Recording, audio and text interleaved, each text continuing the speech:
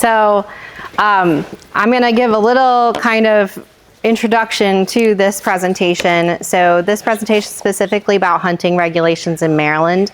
And just out of curiosity, raise your hand if you have taken hunter's ed. Okay. So that's good. But part of the reason why I created this presentation for Becoming Outdoors Woman Hunter Education / Hunting 101 class that I teach in the summertime. And when Hunter Ed is a national program, so nothing in hunter education is specific to the state that you're hunting in. And I think that's really important to know because Hunter Ed goes through a lot of like ethics and right and wrong, you know, internally, but not what the law is. So I am not originally from Maryland. When I moved here, I was completely blown away by how complicated the hunting laws are. And so I am completely upfront about that. I know it's confusing, and I'm somewhat of a nerd that I like to actually get deep into laws and regulations. I always kind of joke that if NRP tried to arrest me, I'd probably get arrested because I would be fighting, no, I know more than you. But so I like to let you know where to find all of that information, and we're gonna fly through some of this. And if you have more complicated questions, feel free to talk to me here or reach out to me later, and I can help clarify things for you because it's a lot. But just so you know, the kind of basic structure. So Maryland has laws which go through a much more rigorous process to get passed. We would love all of our laws to be based off of purely the science that we do as an agency, but unfortunately any delegate can introduce a law regardless of whether it's a good law or not. So that's why some things are a little more complicated, just being completely honest with you. Us as an agency, depending on who is the governor at the time, may or may not be able to express our opinion on that law before it's passed. But once laws are passed, they're very hard to change. They stay there for a while. They go through the whole legislative process. Underneath laws, you have regulations. And regulations, we have more control over, more flexibility in. And a lot of those regulations have more to do with like the individual things you can do on certain properties, like more in the nitty gritty. And then you have county ordinances and city ordinances that usually don't address hunting, but they may address your ability to discharge a firearm. Especially like, so I actually live in Westminster right now in Carroll County. It is illegal to discharge a firearm in the city of Westminster for any reason. So you may have an additional restriction on the property that you're on, has nothing to do with what the state has. If you want to actually read the regulations and laws themselves, COMAR, which I'm not going to remember what that actually stands for, but Maryland COMAR is a website you can go to and look at literally all of the regulations for the state of Maryland. You want to look under the Department of Natural Resources for hunting specific things. If you go to Maryland Code, which is where the laws actually are, Title 10 is Natural Resources. That's where you'll find hunting information there. There are different websites that can bring up the Maryland Code. I like to use the website Westlaw. I think it's laid out cleaner there and their search options are better. We attempt as best as we can every year to summarize those laws and regulations for you in the Maryland Guide to Hunting and Trapping, but it does not include potentially every little thing that you need to know. So you have to be aware of that. There's a tiny little sentence towards the front of the book that says, this is just a summary. You need to read the laws and regs for full information. Those are where you're going to find that information. You can also have rules specific to an individual public property, and those should be either on the website or posted at parking areas. If you do start hunting public land, the back of the hunting guide lists every single public hunting property managed by the state of Maryland. So you're not going to find county or federal properties in there unless we have some involvement in that, but we do not keep secrets when it comes to state land you can hunt. If it's in the guide, there's a phone number you can call and get the information that you need. That's the best piece of advice I can give you for public land. Yeah, that's all on that one. Yep, and then towards the front of your book, the hunting guide, I think it's maybe page 6. If you have a question, I recommend reaching out to one of the Wildlife and Heritage Service regional offices. Don't call a licensing center. They don't care about the laws and regs. They just are there to sell you a license and go about their day. But if you have a specific question, I would look at the regional offices for Wildlife and Heritage Service, and we can help point you in the right direction. So who's going to write you a ticket if you do it wrong? In Maryland, we have Natural Resources Police. We do not have game wardens.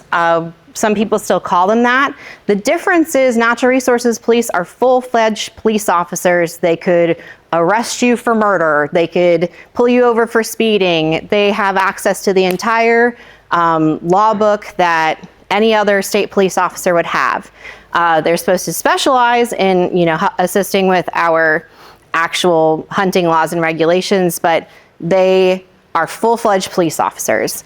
There is a 24-hour dispatch number, your 911 for wildlife emergencies, that I recommend every single person, whether you hunt or not, put in your phone, because most people don't know who to contact if they see a poacher.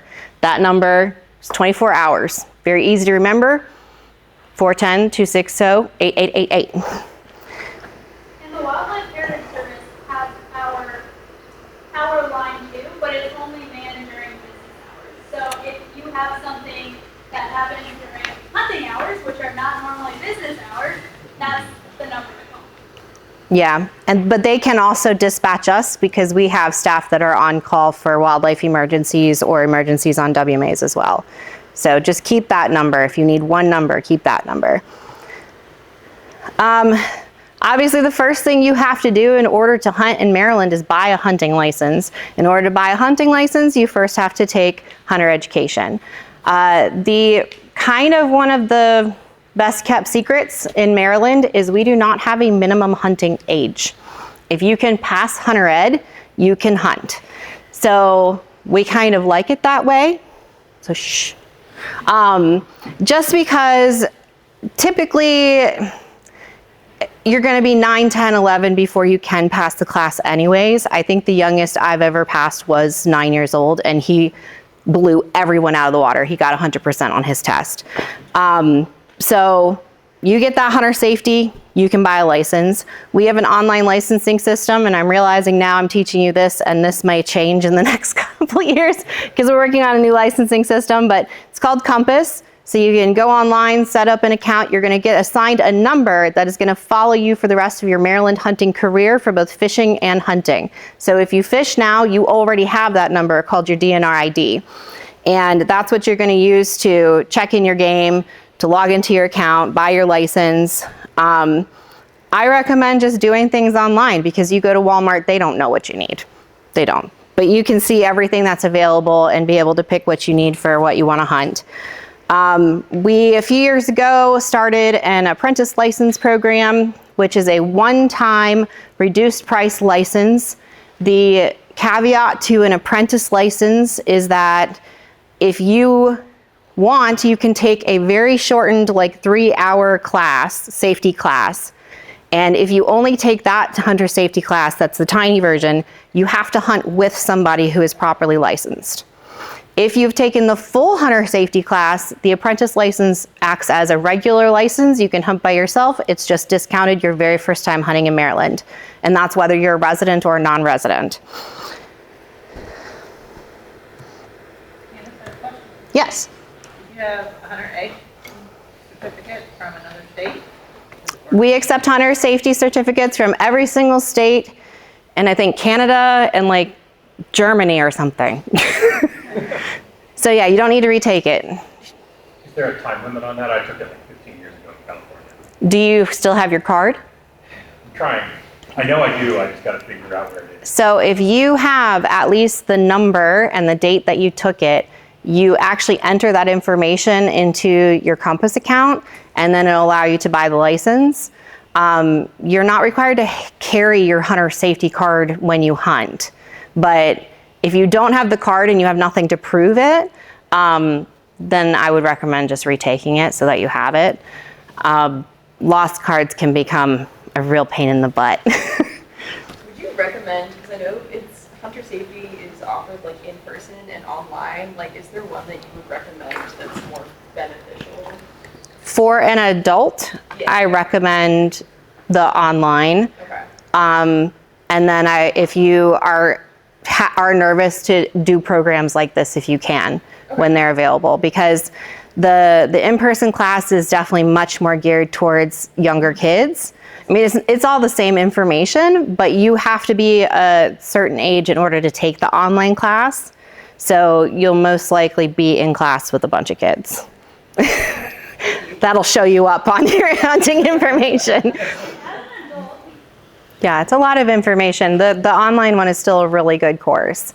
And then you still have to do the field day, so you'll still get the firearms handling experience. And some of that, how in-depth that is, will depend on your instructor, but you have to do certain things in the field day in order to complete the course. So, How much does it cost to do the hunter safety online course? I think it's $24.50. Oh. I'm pretty sure. So if you take it in person is free, and you don't pay anything more for the internet field day, like to take your test. So you just pay IHEA and take it online, and then you have 1 year after you complete the online portion to get your field day done. Okay. Oh, that is a good point too. There were no field days available when I took the online portion, and I was like, oh, whatever, this is my job, I know this information, blah, blah, blah, and then took the field day portion like 6 months after I did the online. You have to take the written test during the field day portion. 50 question test. Yeah, so make sure at the very least you review that online information before you go to field day. They do a little bit of that in most field day classes anyway, but I was caught pretty off guard with how much of like the written information I had to remember for my field day. So either plan it so you can take them close together, or just make sure you review the online information before you take your field day. Yeah, so COVID caused us to lose a lot of our more senior volunteers that taught hunter ed. So it became really hard to get into a class. The demand was high, and we didn't have a lot of people actually teaching classes. And so my best recommendation for you is look now. Don't wait till September when hunting season starts, because all of our hunter safety instructors are volunteers and they hunt too. So they don't want to teach during hunting season. So you end up having a lot of classes available in the summer that don't fill up, and then people complaining they can't get into something in the fall. So that's my best advice, to get that done in the summer as soon as possible. Are the online classes, you have to finish it within a certain time frame? And are they asynchronous? No, so you're self-study, so you can take it, you can sign on whenever you want. I don't know if you have a limit, it's long. It's like a Like, year or something. Like yeah. You log in and log out as many times as you want, and you pick up where you I left think off mine was last. like, if you go past the time limit, it's like $15 to renew. Oh, okay. But yeah, you definitely get plenty of time.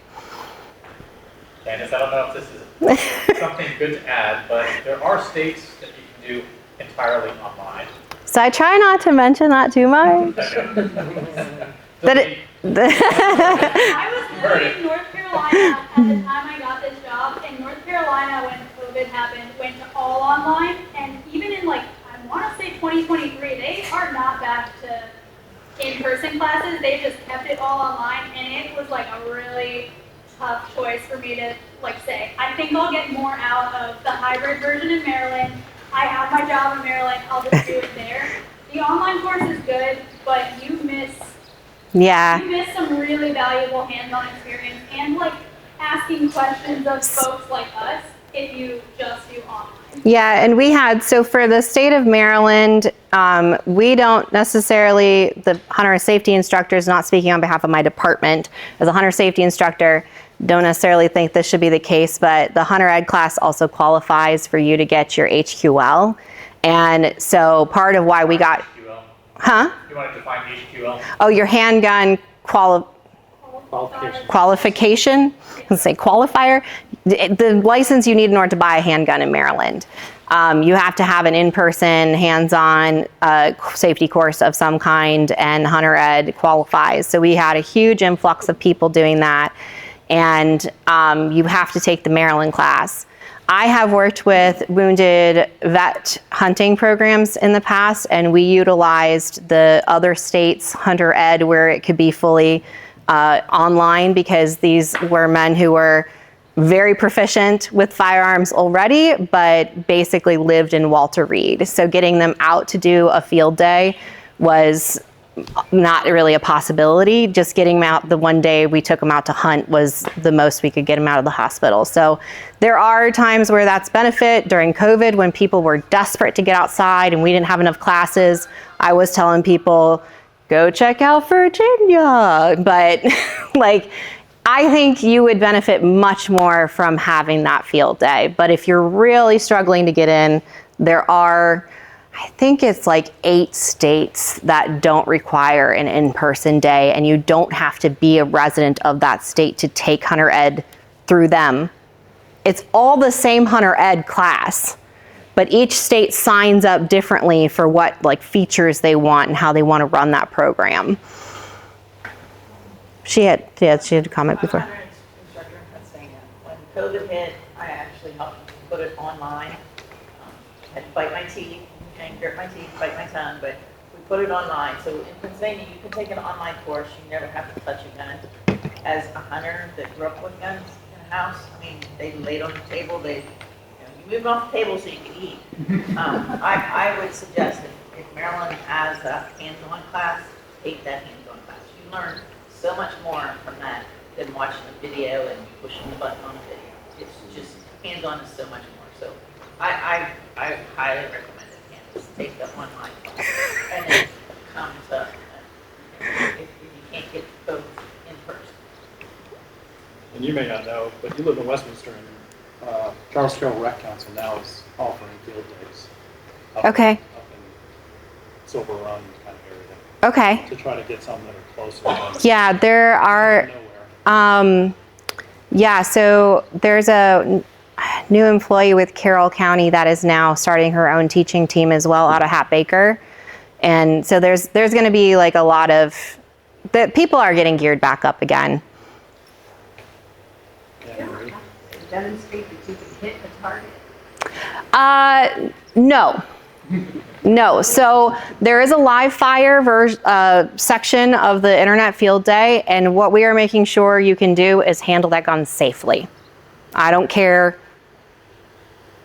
I don't want to word that way, that I don't care what you hit, but you have to do something pretty wrong to like shoot really far away. I want to know that your finger stays where it needs to be, that you can put the safety on and off, that you don't point that gun where it doesn't need to go, that kind of thing. So we are not grading you on your accuracy at all.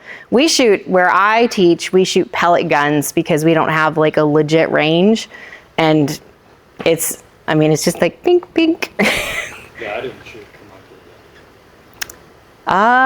field. Then you probably shouldn't have been passed. I have an HQL.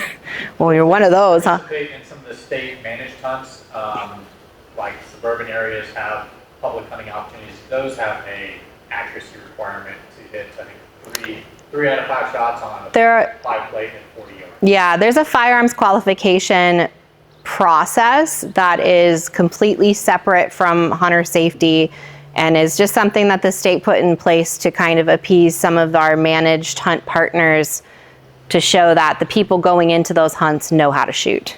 And you'd be shocked the number of people that cannot pass those. On the other hand, I thought I wasn't going to pass, and I passed on the first try. Yeah. All right. So lots of questions on Hunter Ed. Okay, so actually getting into our laws and regs. This first slide is my things you have to worry about regardless of what you're hunting.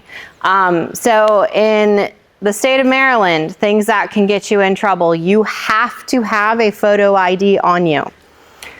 whenever you're hunting, that photo ID needs to be on you. I actually take a photocopy of mine and I put it in with my hunting license because I often forget my wallet in the car. That probably is not legit, but you should have photo ID on you. You cannot hunt without written permission on private property, but also I like to caveat that with, you also cannot just find government property and walk on and hunt either. So essentially you have to have some kind of permission no matter where you go. If you are hunting private land, you have to have written permission. Some states only require a verbal permission, but you could be standing side by side with that landowner and you have nothing in writing and you are still in violation. So the hunting guide has a little permission slip that you can cut out and have the landowner fill out for you. It's very simple. I have had everything from a text message, yes, you can hunt my property this year, to a full legal document I've had to sign to access somebody's property. So it could be any range of that, but you as the hunter are liable for yourself regardless of whose property you're on. That is also written into law. You have to have a copy of your hunting license. That can be digital or it can be physical. That changed maybe 6 years ago. I am a nervous Nelly, so I always print mine out regardless, because I know the one time I need it, my phone's gonna die. But you can definitely bring it up your phone, that's totally legit. With that, you have a harvest record. If you hunt deer or turkey and they get checked in, they have to be, your confirmation numbers have to be written on the harvest record, but they don't actually have to be on the harvest record that's on your license. So what I do is I check my deer in on the app, I screenshot it, and I save it in a folder on my phone, and that's my harvest record. So you just have to be able to pull up, these are all the deer that I've killed, these are all the turkeys that I've killed this year. You have to pay attention to your safety zones. So state law has gotten really more complicated with safety zones when it comes to archery, but it's very clear with firearms. Doesn't matter what kind of firearm you have. You cannot shoot within 300 yards of a school. You cannot shoot within 150 yards of an occupied building. And it lists out many different kinds of buildings, but summarize an occupied building. Now what that means is, if your neighbor is not home, that's not occupied. So keep that in mind if somebody tries to say you can't hunt there because there's a barn there, where if there's nobody in the barn, it's not occupied. So that can kind of like have to be on you to make sure you know how far away you are from that and if somebody is in that building. But 150 yards with a firearm regardless. And then when you're hunting archery, you have to pay attention to what county you're in. Some counties have gone to the archery safety zone is 100 yards if you're elevated. They don't say how high. They don't say in a stand, just elevated. Some say you have to be in a tree stand. Some are down to 50 yards and it doesn't specify being elevated at all. So it depends on your county, but most counties have gone to an even shorter safety zone if you're using archery. You cannot be under the influence of anything while you are hunting. Keep your drugs and alcohol at home. And you cannot shed light of any artificial light of any kind on wildlife, except for certain species that you are legally allowed to hunt at night. So say you're fox hunting at night, coyote hunting at night. But that includes even just like putting your headlights on a deer for too long. That's a good way to get yourself in trouble. A lot of people don't realize that. That applies to everybody, whether you're hunting or not. Do not lean a loaded firearm or crossbow, anything, against your vehicle or have it in your vehicle. And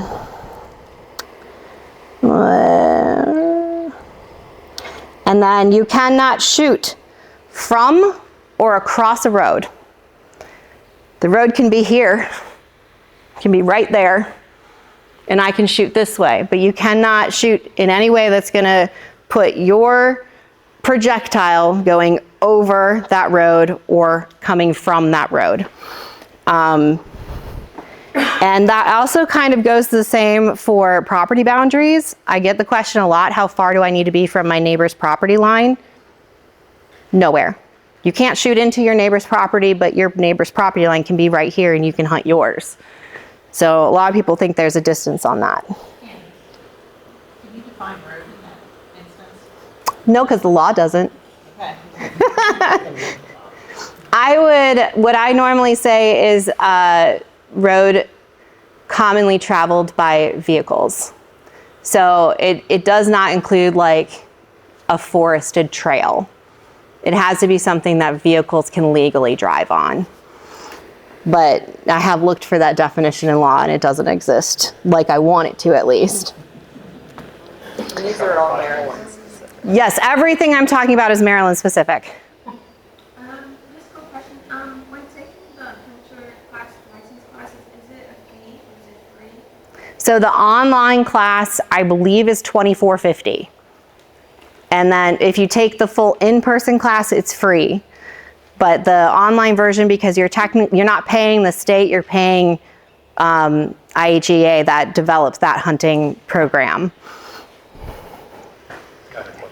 Does it say, the drugs and alcohol thing, does it say anything in the law about prescription drugs? For example, if you're not supposed to drive a car when you're taking it? No, Okay. no. Okay. It's also, never mind. Fair. So the drug part of it is wishy-washy, but the alcohol part of it is very clear. It's a 0% tolerance. But no, there's nothing that addresses prescription drugs. If your prescription bottle says do not handle firearms, maybe don't do that. So I don't know how I'm doing on time because you guys have a lot of questions, but I am gonna really quickly run through the very basics of the most popular things to hunt in Maryland. And we tend to focus a lot on deer. I am primarily a deer hunter, but I believe that the best way to get into hunting is honestly starting to squirrel hunt. It's the easiest thing to do. You don't need as much patience. You can move around, you can talk. You don't have to just sit alone quietly in a tree all day.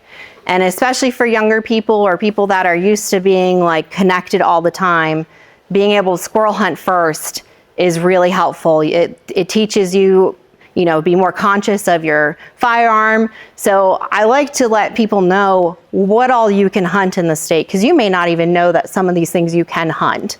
But obviously our biggest one is deer hunting. Most of our hunters are deer hunters. We have, along with your regular full season hunting license, we have an archery stamp if you want to hunt archery season, a muzzleloader stamp if you want to hunt muzzleloader season. And then we also have a bonus antler deer stamp if you are in a certain region of the state, which includes most of the state unless you're way out in Western Maryland.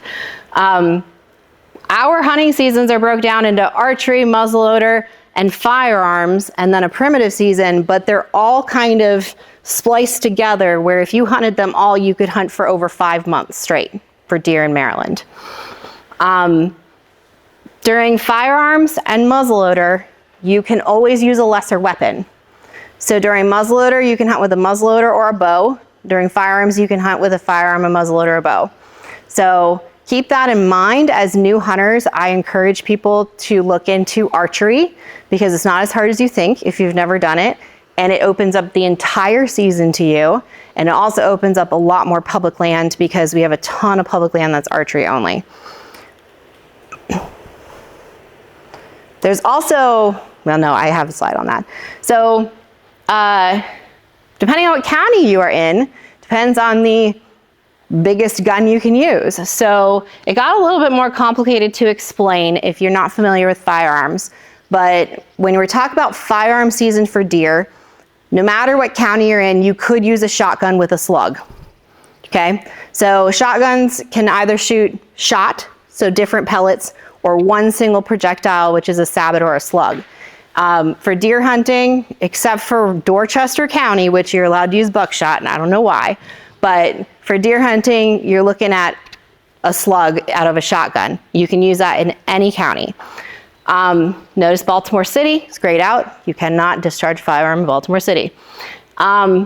Now we have a distinction between straight-walled cartridge rifles and bottleneck cartridge rifles, which basically just means when you look at that cartridge and bullet, if the actual shell goes like this, that's bottlenecked.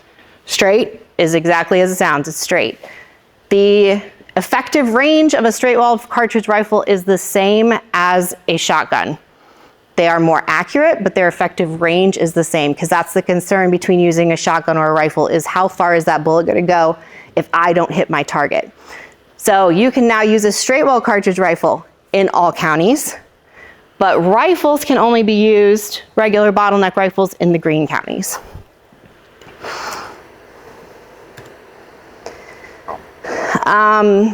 So our limits for deer, they're separated by region. This shows, oh no, that's my next slide. I can see the next slide, you can't. So we have Region A and Region B as far as management goes for deer. In Region A, out in the western counties, your deer limit is very, very limited. Very, very limited. Like you can only shoot a few a year. In the rest of the state, if you hunt all seasons, you can harvest over 38 deer if you were really motivated. The counties that are outlined in blue have unlimited antlerless deer limits for archery. So, you know, if you're really motivated. But basically, if you're not out super far west, you can shoot a lot of deer. We got a lot of deer and we don't have a lot of hunters. Antlered is different. The antlered limit applies statewide, doesn't matter which zone you're in.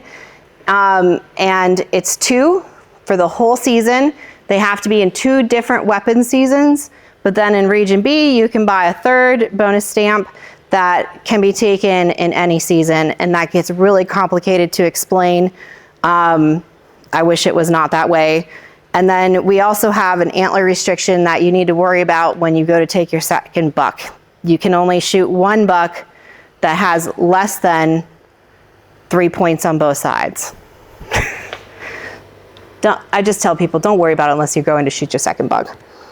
And then we also have Sika deer. So if you're down from this part of the world, you know we have Sika deer. They are not a native species. They were brought here from Japan. They are much smaller than whitetails. Most people say they're more tasty. I think they're pretty good. The males bugle like elk. It's the coolest thing to hear. And then there's a separate limit for Sika deer. So it's 3 for each season for archery, firearms, and muzzleloader, and no more than 1 of those can be a stag. So you can either shoot 1 male and 2 females or 3 females. We now, as of this past hunting season, have a separate stamp you have to purchase to hunt Sika deer. So you now need an archery stamp, your muzzleloader stamp, and Sika stamp if you want to hunt everything for deer. Other things to consider with deer hunting. If you have a gun in your hand, or if there are other people hunting deer with a gun in their hand at the same time, you need blaze orange or pink on. This is the #1 most important thing that has saved countless number of people, is your blaze orange. Deer don't care about your blaze orange. Okay, where I'm from in Wisconsin, you have to be 50% blaze orange in order to hunt firearm season, and they still shoot plenty of deer in Wisconsin. So don't get that mentality that you have to be perfectly camo all the time. Wear your orange. I always have some orange on me regardless. You do not need to wear blaze orange for deer hunting in archery season, but I still recommend it at least when you're walking in and out. All it's going to do is just save you from any potential foul play. A few years ago, they passed that you can now have the blaze pink. So I really haven't seen still many people wear pink. It's harder to find, but orange, go spend your $3 on a hat at Walmart. That's all you need. A full solid orange cap. It's not supposed to have a logo on it, or a solid vest. You need one of those 2 things while you are firearms deer hunting, or it is during firearm season. So that's very important, because if you have a bow in your hand but it's firearm season, you still have to have your orange on. Is that also apply privately? Yes. Yes, so a number of years ago, you did not need to wear orange if you were on your own private land and that got changed. So everyone needs to wear orange. The number one day that people get themselves the most in trouble is Youth Day. Youth Firearms Day is a firearms day. All of us over the age of 16 have a bow. You have to pay attention that there are kids in the woods with guns. So you need orange on. Yeah, it's, you know, again, private landowner, that was one thing that we didn't always do. And I've seen real life examples where we've been at multiple hunters on the property. And we'll talk about it before and after the hunt. Like, it's hard to not be excited when game is down, things like that, and the stakes get mad because your heart's pounding and you're excited by different things going on, and all of a sudden people react and you've got a gun in your hand. I've seen near misses where somebody was approaching another hunter who had a game down, was trying to, complete the kill shot, that kind of thing. There are near misses that can happen. I actually even advocate, whereas we did sometimes hunt without orange, I actually now, just through my personal experience, advocate at least 2 pieces of orange. Because there have been times where I needed to take the orange hat off and mark where I was because I need to get out to another hunter, I need to get out to get access to get back there to it. But now I'm walking through the woods without my orange on, and there's other hunters going on. So by having the vest on, I leave the hat with the game, or have gloves on that have orange on, that kind of thing. It's a true safety precaution that makes a lot of sense. Yeah, so I have like a ton more information that we're probably not going to get through, but I'm going to try and roll through this really quick. So I know you guys probably are going to come up with a lot of questions, but if we can just kind of get through some of this fast, and you can ask me later if you have them. But to build on that, what I do, because I normally hunt from a climbing tree stand, is I take a vest and I tie it around my tree. So like wearing a hat, somebody comes up from behind me, they're not gonna see my orange. So I do that to protect myself. It's not what the law requires, but that's what I do. In Maryland, we also do have chronic wasting disease.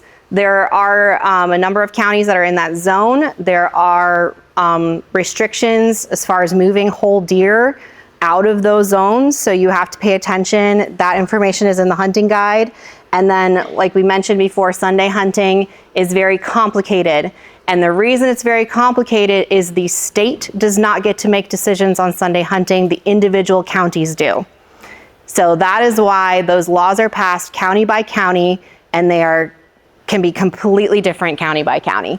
And so there are charts in there to help guide you through that, but really pay attention to whether or not where you're at, you can actually hunt on Sunday.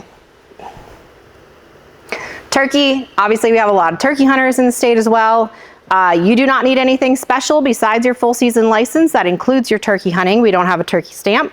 We have 3 seasons for turkeys. We have fall, winter, and spring. Fall is the only one that has a limited zone, so that's only out in Western Maryland.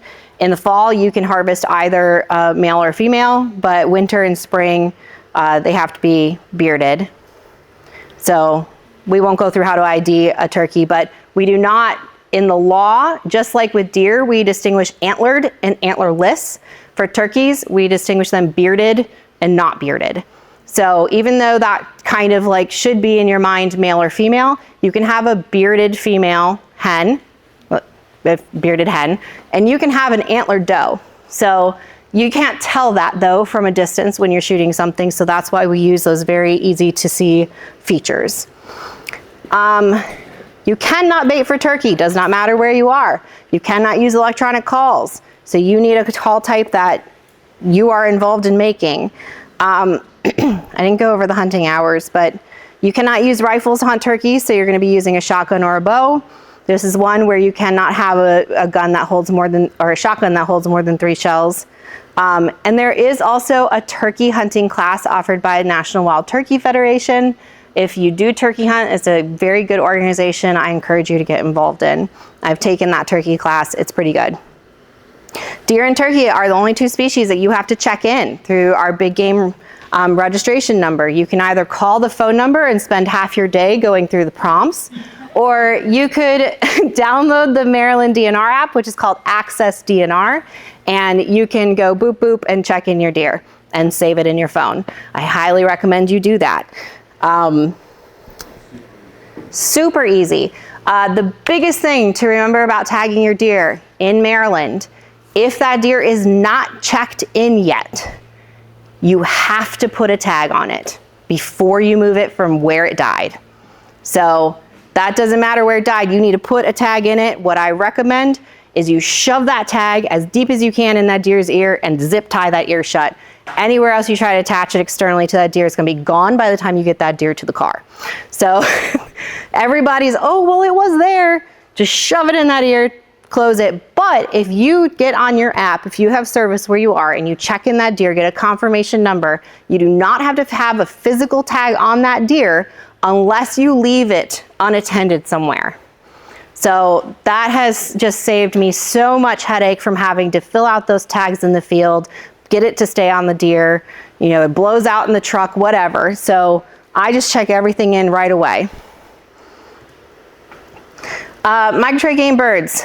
This is the most complicated of all because you also now have a level of federal regulations you have to concern yourself with. So when you're hunting migratory game birds, you also have to get a federal duck stamp and the Maryland migratory game bird stamp.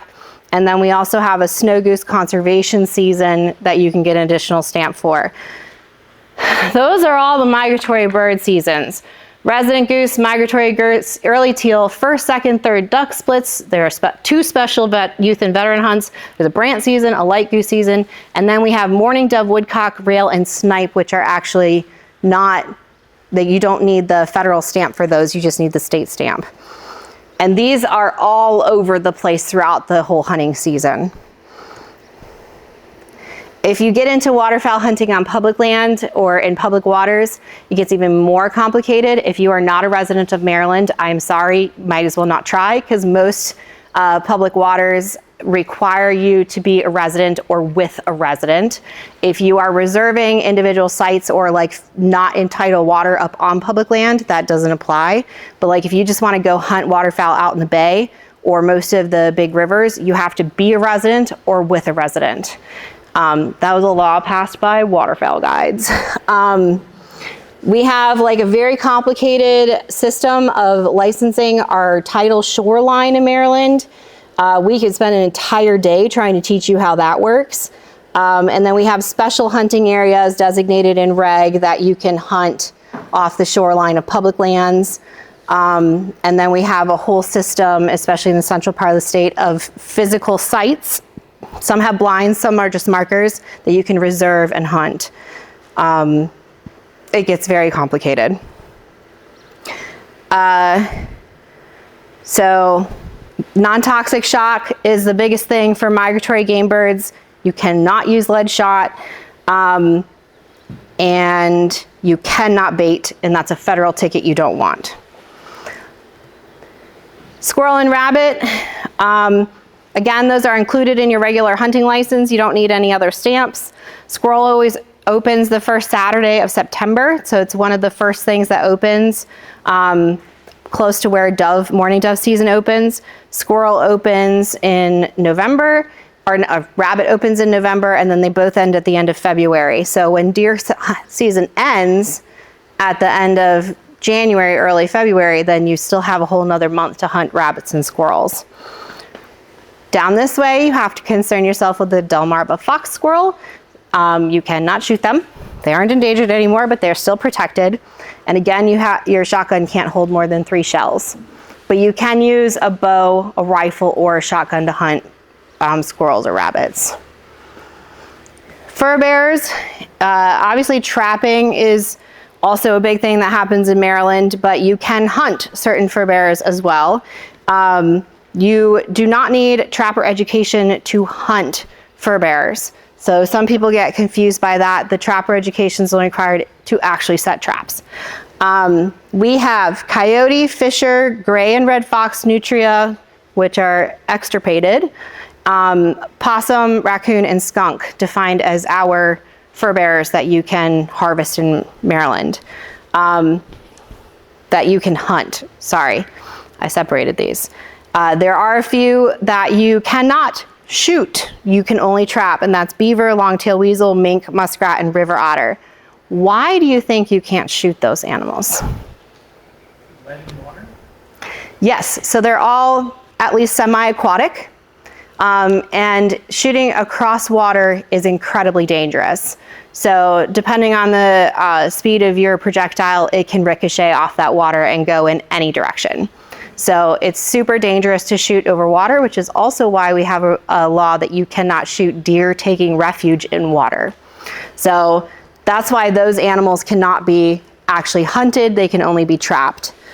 And these seasons vary, but most of them are established so that we're taking these animals when the fur is prime, because that's the benefit of getting those, is you can use or sell the fur. Except for coyotes, you can hunt day and night, any time of year, as many as you want. River otter, fisher, river otter and fisher are the only two species you have to get tagged. So there are federal CITES laws that protect those, so you have to check them in with us and get tags for them. And then this is the last one, the last slide, because this is everything else that I did not already list that you could hunt in Maryland.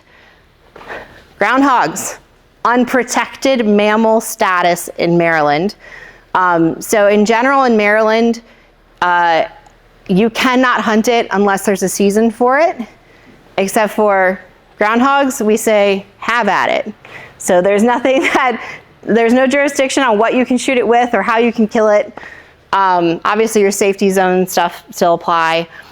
With black bear season, we have a 1-week season in October. It's done by lottery. But also we have quail, ruffed grouse, pheasant, crow, and then we have falconry, which gets one little tiny section in the hunting guide.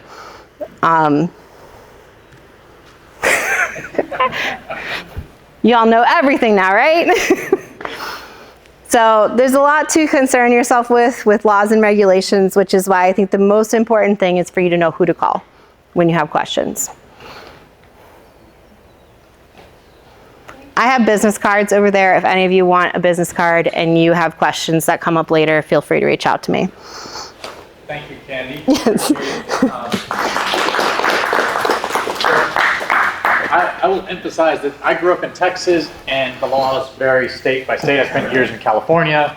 They have whole different sets of regulations. In Texas, you're required to have your hunter ed certificate on you. So if you're going to travel to another state, be sure to take a moment and read their regulations, because you get yourself in trouble. And some things are easier in other states, some things are a little bit harder, so just take a moment for that. We don't have it on the agenda, but I think it's time for us to take a little break, maybe a 10-minute break. The bathroom's over there. Feel free to introduce yourself.